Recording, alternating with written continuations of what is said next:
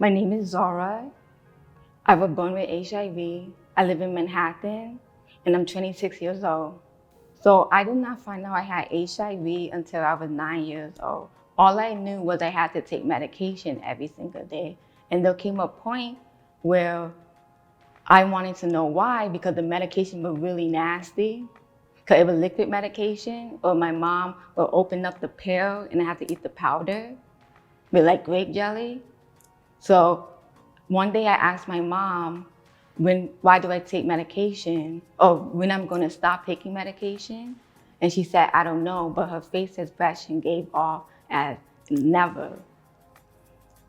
So I think that would encourage her or made her want to tell me I had HIV. But my mom is not comfortable with her status. So she had the doctors tell me. So one day she took me to my doctor appointment, and they had me in a room with many doctors, I think like 5. And they said something before they told me I had HIV, like a whole story. And then they told me I had HIV at the end, and then the room is silent. And the face expression was like they was afraid of my reaction. So in that moment, I decided to say, okay, because for me, it didn't really bother me because I grew up with HIV, had HIV my entire life. So for me, it was no different. Just now I know I have HIV. But what the issue I had was I knew that other people were gonna judge me.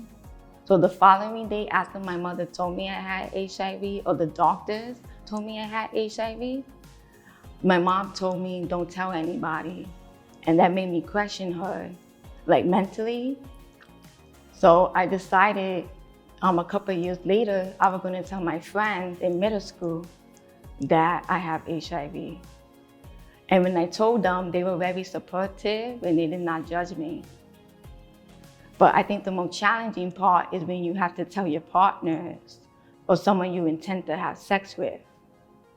So when I went into high school, my first boyfriend, not my first boyfriend, but the first boyfriend I intended to have sex with, I told him, and he said to me that no one's gonna love me the way he does because I have HIV.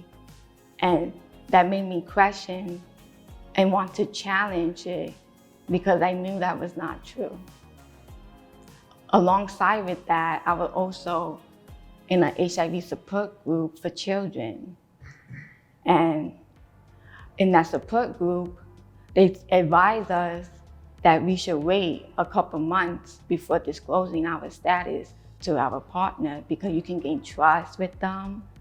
So at the beginning, that's what I would do. I would wait. And my partners would get upset with me and feel like I was hiding something, I wasn't being truthful. So I decided that I wanted to play around, like switch up how I was telling people. Like if I were gonna tell them at the beginning, 3 months, 6 months. And every situation is different based on the intent of how I want their involvement in my life. So I would tell strangers, I would tell friends, potential partners. And I found out that telling people at the beginning was most successful because they feel like they can trust me and they feel like they can continue a relationship with me.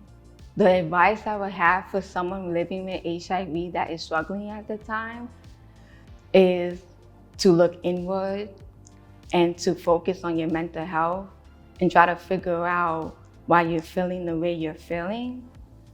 A great way to do that is buying a journal or taking notes in your phone and doing that every day. And like any type of thought, try to catch it and write it down and try to really explore that emotion. Another way is to find a support group of people that you trust, like your family and friends, and try to have open dialogue with them. But I know that can be difficult, so I strongly advise you doing the internal work yourself so that you can get more comfortable with your diagnosis, so that you have the capability to talk to other people about it.